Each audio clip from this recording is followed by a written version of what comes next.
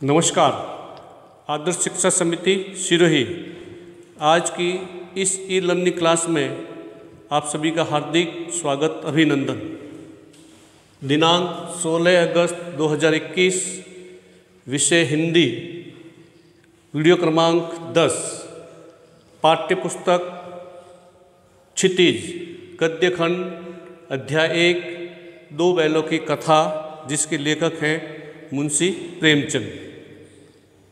कहानी का जो शुरुआती भाग था हमने वीडियो क्रमांक 9 में पढ़ा था।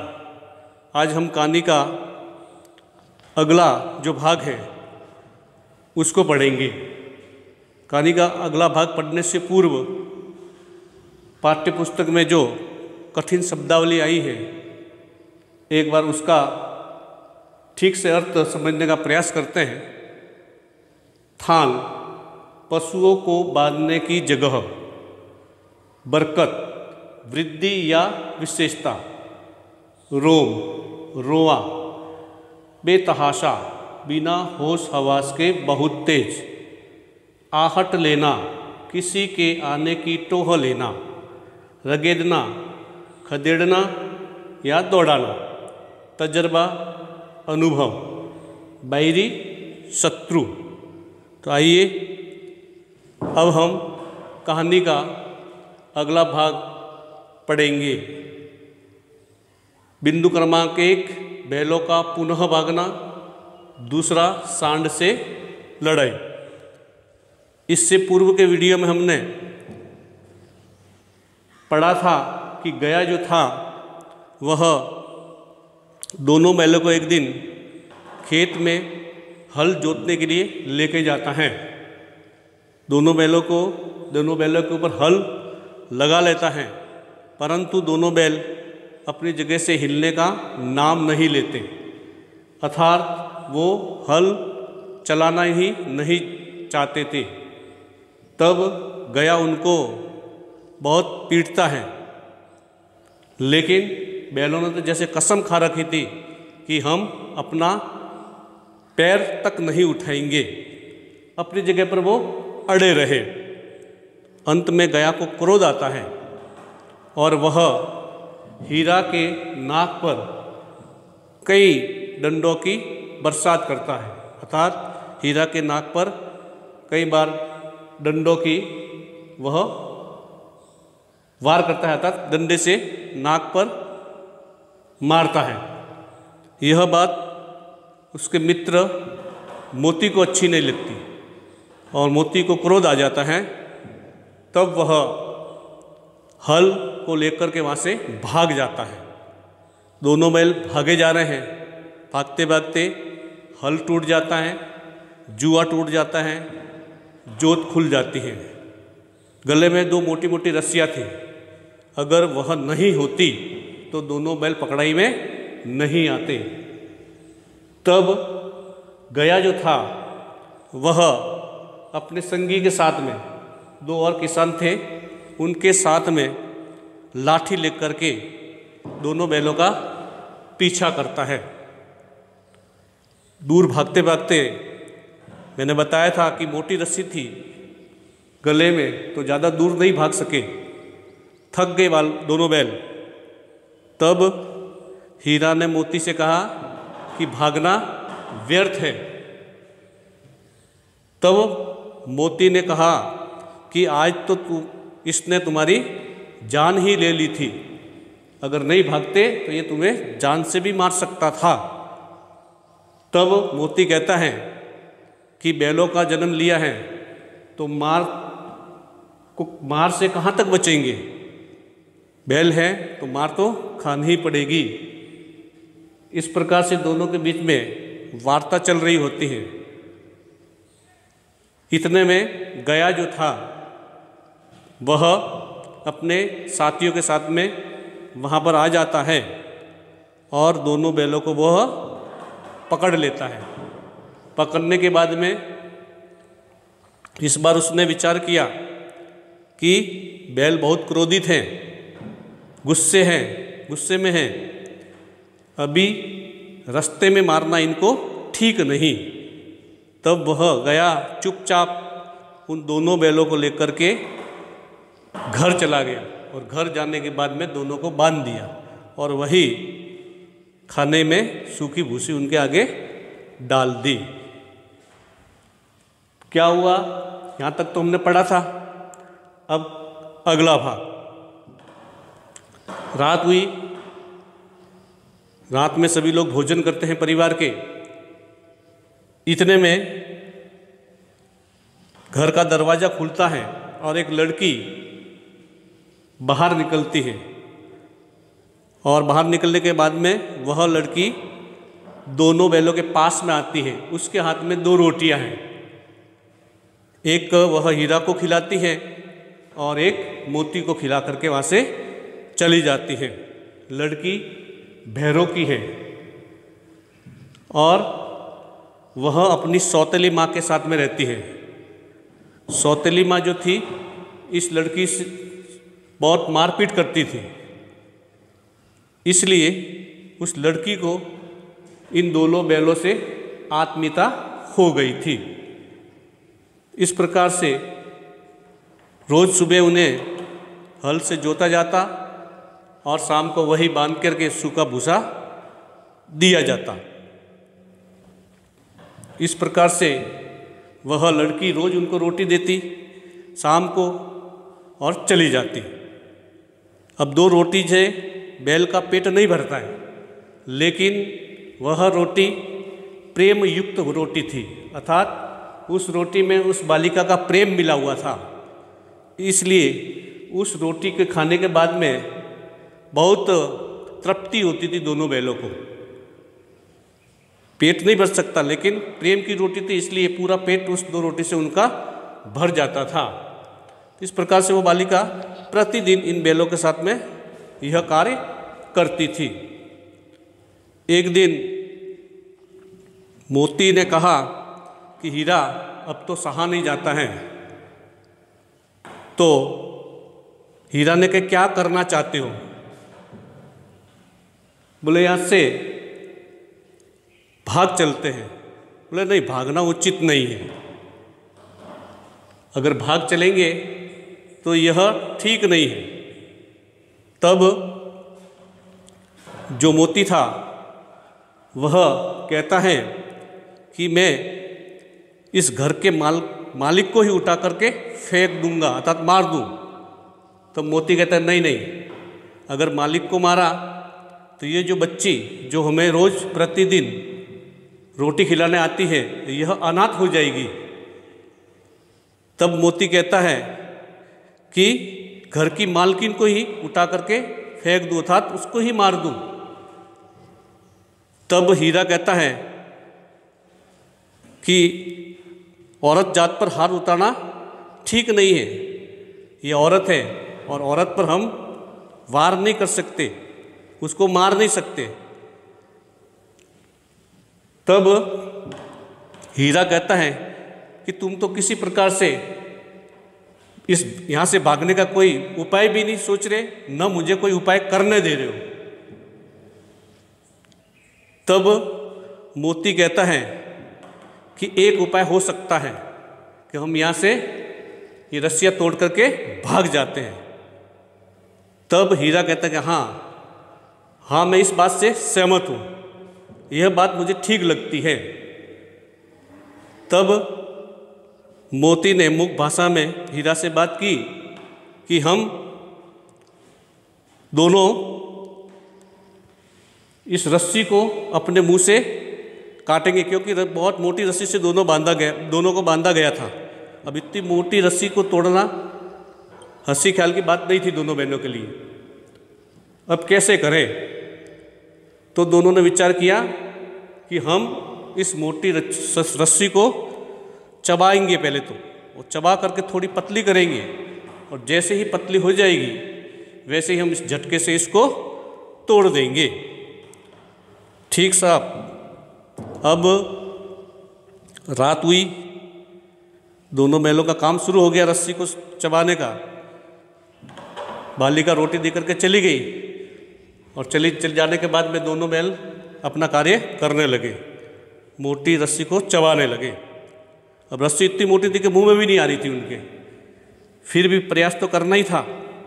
इतने में अचानक घर का दरवाज़ा खुलता है और वह लड़की बाहर आती है और दोनों बैलों के पास में आकर के खड़ी हो जाती है। दोनों बैलों के सिर पर हाथ घुमाती हैं। बैल भी उस लड़की के दोनों हाथों को अपनी जीभ से चाटते हैं। लड़की बोलती है कि मैं तुम्हें है ना, तुम दोनों को यहाँ से खोल देती हूँ, तुम यहाँ से भाग जाना, क्योंकि आज घर में बात हो रही थी कि कल तुम्हारे नाक में नाथ डाल दी जाएगी और ये लोग तुम्हें जान से यहाँ मारने का भी प्रयास करेंगे और नाथ डालेंगे, इसलिए मैं तुम्हें यहाँ से खोल देती हूँ, तुम यहाँ से भाग जाओ। तब उस बालिका ने दोनों की रस्सियों को खोल दिया, लेकिन बैल वहाँ से भागे नहीं, दोनों चुपचाप खड़े रहे। तब मोती ने कहा कि हीरा, अब भागते क्यों नहीं, अब तो रस्सी भी हमारे खुल गई है, यहाँ से भाग चलते हैं। तब हीरा ने कहा कि हम भाग तो जाएंगे, लेकिन यह बालिका जिसने आज हमको स्वतंत्र किया है, सारा का सारा जो इल्ज़ाम है इस बालिका के ऊपर आ जाएगा, संदेह इस बालिका के ऊपर ही जाएगा, किसी ने इन दोनों बैलों को खोला होगा, इसलिए हम यहाँ से नहीं भाग सकते। लड़की सब कुछ देख रही थी। तब वह अचानक चिल्लाई कि दादा भागो, फूफा वाले बैल भागे जा रहे हैं, अर्थात दादा तुम भागो दौड़ो, फूफा वाले जो बैल हैं वो भागे जा रहे हैं। ऐसा जब लड़की ने चिल्लाना प्रारंभ किया तो दोनों बैल वहाँ से भाग गए। इतने में गया जो था दरवाज़ा खोल करके उनके पीछे भागने का प्रयास करता है, भागता है। जैसे ही गया आया बाहर तो बैलों की गति तेज हो गई और तेज गति से वो भागने लगे। अब गया अकेला था, इसलिए वह गांव के अपने दो साथियों को लेने के लिए गया साथ में, तो बैलों को मौका मिल गया। तो बैल वहाँ से बहुत तीव्र गति से भागते हुए बहुत दूर तक चले गए। गया पीछे, लेकिन बैल तो बहुत आगे चले गए थे। चलते चलते नए नए गांव आने लगे, नए नए खेत आने लगे। रास्ता जो था, जो परिचित रास्ता था, वो तो वो भूल गए और दूसरे रास्ते से वो निरंतर आगे भागते गए। अंत में भागते भागते एक खेत आया, उस खेत के किनारे वो दोनों रुके। मोती बोलता है कि हीरा, आज तो तुम बहुत जोरदार भाग गए, बहुत तीव्र गति से भागे, अच्छा हुआ वहाँ से भाग करके निकल गए, नहीं तो वो गया हमें वापस पकड़ लेता और पुनः अपने घर ले जाता।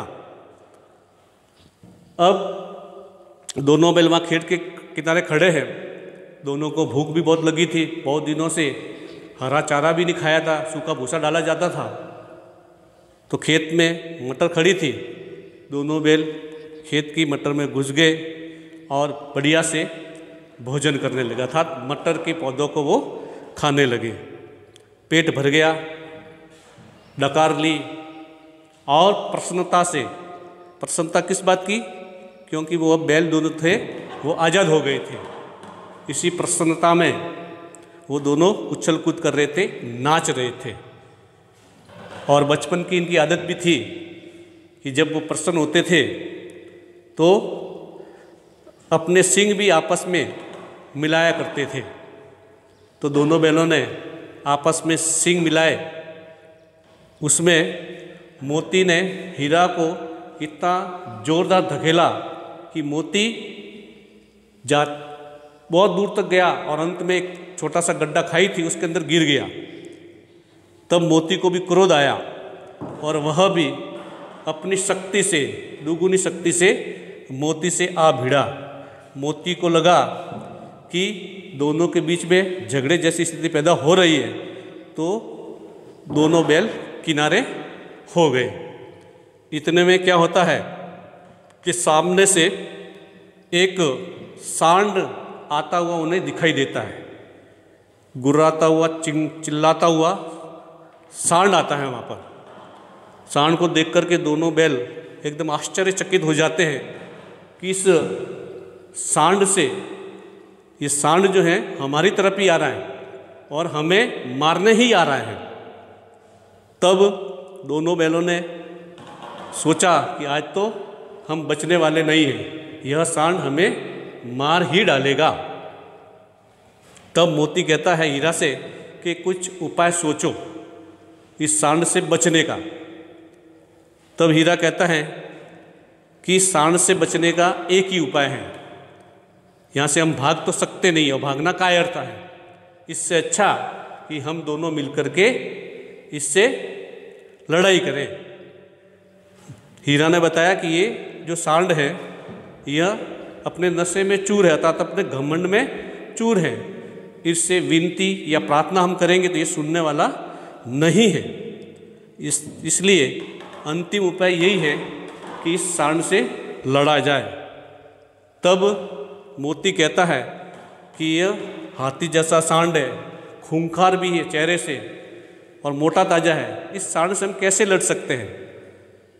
तब हीरा कहता है कि लड़ाई ही बचने का उपाय है, तो कुछ क्या करना चाहिए, कैसे लड़ा जाए इस सांड से।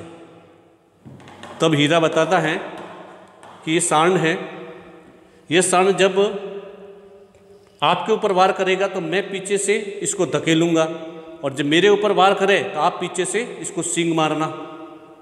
इस प्रकार से वो सांड दोनों से हार करके यहाँ से चला जाएगा। दोनों में ठीक बातचीत हो गई, निर्णय किया कि सांड से हमको लड़ना ही है। सांड बिल्कुल पास में आ गया। अब पास में आ गया तो दोनों बैल और वो सांड के बीच में लड़ाई शुरू होती है। अब सांड जब मोती को मारता तो हीरा पीछे से सींग लगाता, सींग से मारता, और जब सांड हीरा की तरफ मुड़ता तो पीछे से मोती सींग से वार करता। इस कश्मकश में जो सांड था वह दोनों से एक साथ नहीं लड़ पा रहा था, क्योंकि सांड एक व्यक्ति से अर्थात एक पशु से वो ठीक से लड़ सकता था, अर्थात एक पशु से लड़ने की उसके अंदर क्षमता थी।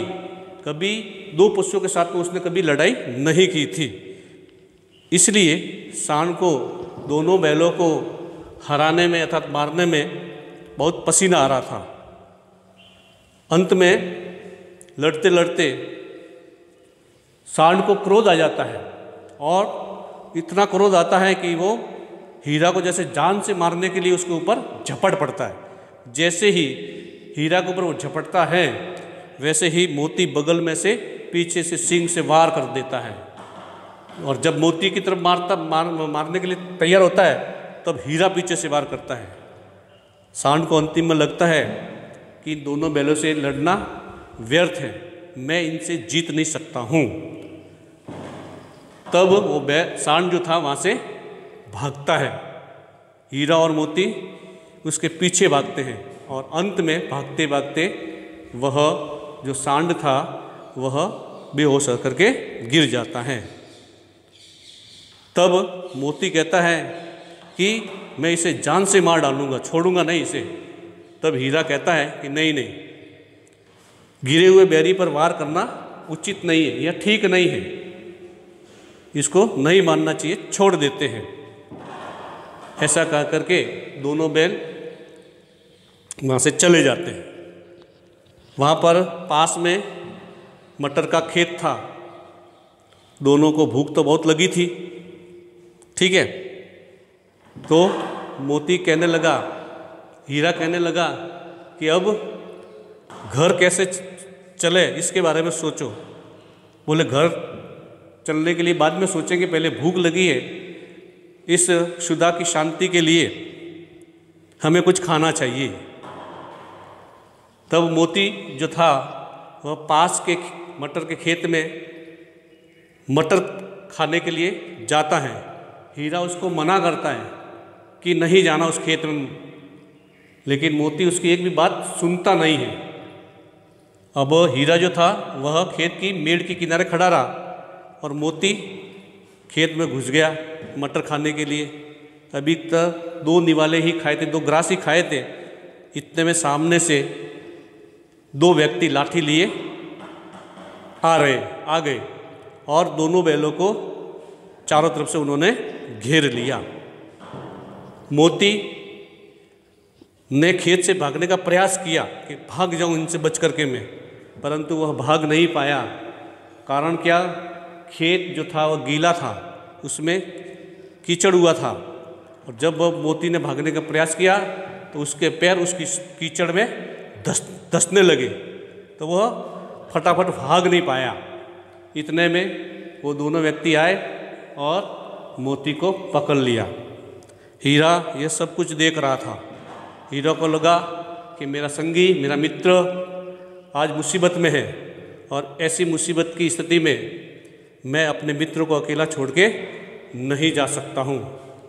तब हीरा भी मोती की तरह पकड़ा गया और दोनों को पकड़ करके वे दोनों आदमी साथ ले गए और उन्हें कांजी हाउस में बंद करवा दिया। तो आज के वीडियो में बस इतना ही। कहानी का शेष भाग हम अगले वीडियो में पढ़ेंगे। धन्यवाद।